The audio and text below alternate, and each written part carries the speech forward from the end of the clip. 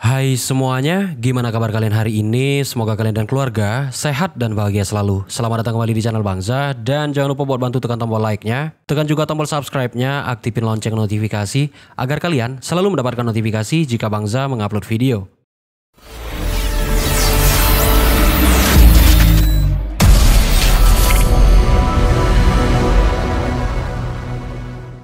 Oke, seperti yang kita ketahui, tempo hari Dr. Nicholas Kokalis udah memberitahu kita apa aja syarat biar bisa dekat dengan open minded. Dan tempo hari juga kita udah ngeliat kalau KYC massal itu telah dimulai. Karena pada hari Pi Day kemarin, hampir setiap grup yang ada di media sosial memperlihatkan begitu banyaknya teman-teman yang udah lulus KYC.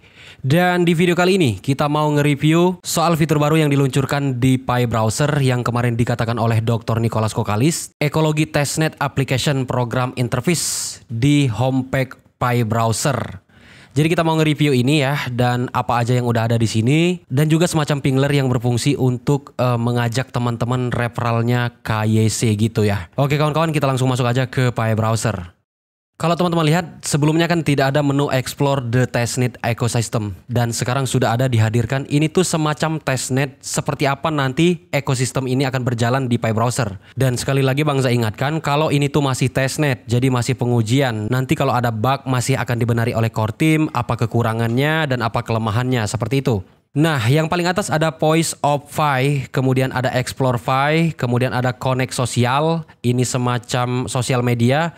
Store on Pi ada Dabia Mall, kemudian Chain Mall for Pi, dan beberapa marketplace serta games, ada juga media sosial yang tentunya ini akan menjadi penunjang ekosistemnya Pi Network, dan hal-hal seperti inilah yang akan mendongkrak harga Pi Network ketika open mainnet nanti. Dan ini jelas adalah pembeda antara Pi Network dengan cryptocurrency yang lainnya. Jadi kalau udah didukung dengan ekosistem kayak gini, ya kalian bisa bayangkan sendiri, mungkin setidaknya harganya nggak akan micin gitu. Oke, nah teman-teman bisa jelajahi sendiri ya, soalnya ini sempat kita review pada video sebelumnya, karena hampir semua apps yang ada di Pi Browser ini udah pernah kita review di Pi Apps Link kemarin teman-teman ya. Nah, di sini bisa teman-teman jelajahi dan pelajari satu persatu aplikasinya, fungsinya. Tapi ingat, ini masih testnet teman-teman. Ini tuh sekedar gambaran aja. Kira-kira kalau udah berjalan nanti setelah open mainnet, tampilannya tetap akan kayak gini dan cara aksesnya tetap bakal kayak gini. Jadi tujuannya supaya kita terbiasa dengan aplikasi-aplikasi yang ada di sini, sama buat ngeliatin adakah bug atau kelemahan dari testnet ekosistem Pi ini kawan-kawan. Oke, ini soal updatean terbaru kawan-kawan ya. Oke, sekarang kita masuk ke Pi, dan di sini ada menu baru juga ataupun fitur baru yang dihadirkan oleh core team untuk melakukan pingler. Katakanlah gua bilang sih pingler. Soalnya kenapa gua bilang pingler? Karena pada saat teman-teman menggunakan fitur ini ada yang berhasil dan ada juga yang belum berhasil. Jadi ini tuh semacam pingler ya. Kalau misalnya kita di website tuh biar ke indeks gitu ya, biar ke indeks. Jadi kalau teman-teman misalnya udah ngelakuin ini tapi belum berhasil, itu tuh sebenarnya hanya sekedar pingler gitu. Nah, kalau udah kena ping, walaupun dia belum berhasil saat itu, tapi yakinlah dalam beberapa hari ke depan setelah itu akan dapat undangan KYC. Nah, pada pojok kiri atas ada garis 3 kayak gini, teman-teman klik aja. Terus teman-teman masuk ke menu Mainnet. Terus kemarin kan nggak ada tuh menu buat notify team to KYC and migrate.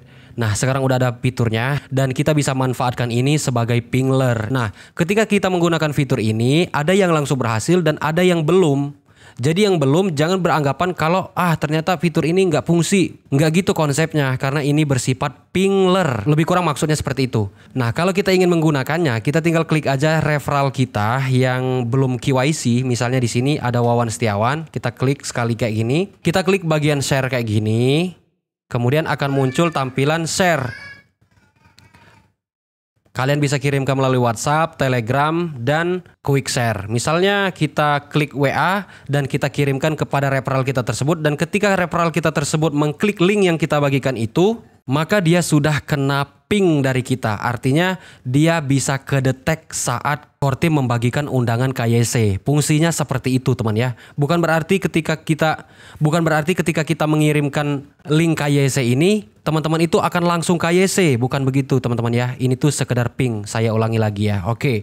Dan juga buat teman-teman katanya ada yang digantung soal KYC-nya. Udah KYC udah dapat undangan KYC, udah melakukan KYC, tapi nggak kunjung ada jawaban dari core team apakah KYC-nya berhasil atau enggak. Sebenarnya sampai hari ini tuh belum ada sesuatu yang disampaikan oleh core team soal itu, teman-teman.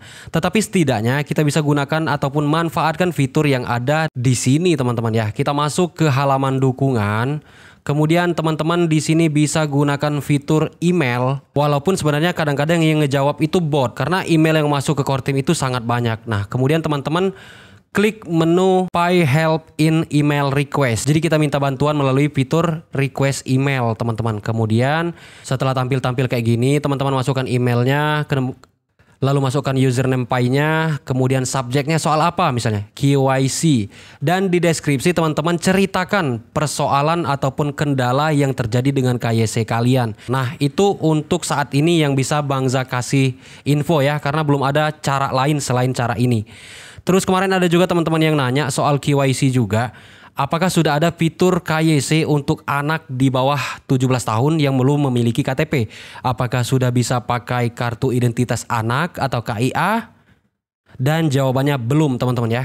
Karena kemarin gua sempat chat sama moderator, apakah sudah bisa KYC dengan KIA? Ternyata belum. Tetapi fitur itu akan segera hadir untuk KYC anak-anak yang di bawah umur. Jadi nggak usah pusing soal itu karena core team juga telah mempersiapkan kayak mana nanti metode KYC untuk anak-anak, teman-teman ya. Oke, nggak ada yang terlalu berbobot di video ini, tetapi setidaknya semoga ini bermanfaat. Dan kalau ada yang ingin ditanyakan atau ingin request kita mau bahas apa ke depan, silakan tulis di kolom komentar. Gua Bang Za, sampai jumpa pada video selanjutnya. However, we can only reach this objective when all participants, the core team, community developers, and pioneers make their own respective efforts to prepare the network in its maturity and readiness for the open network period. In other words, if we want the open network to come sooner, we have to work for it. Concretely, we need to achieve those two goals that I mentioned earlier, mass KYC followed by mainnet migration, and utility building. Now, that all major essential infrastructure components for the KYC and ecosystem have been released, it's time for pioneers to join forces and build towards these two goals. There are three things you can do to contribute to the first goal of mass KYC and mainnet migration. First, pass KYC and migrate yourself if you haven't already.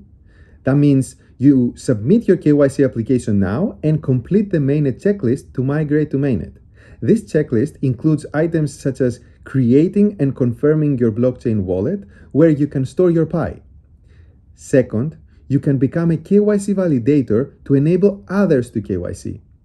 The speed and throughput of a region's progress in KYC and migration depends on the abundant availability and responsible work of human validators in that region. So join forces to speed up the KYC and migration process in your region.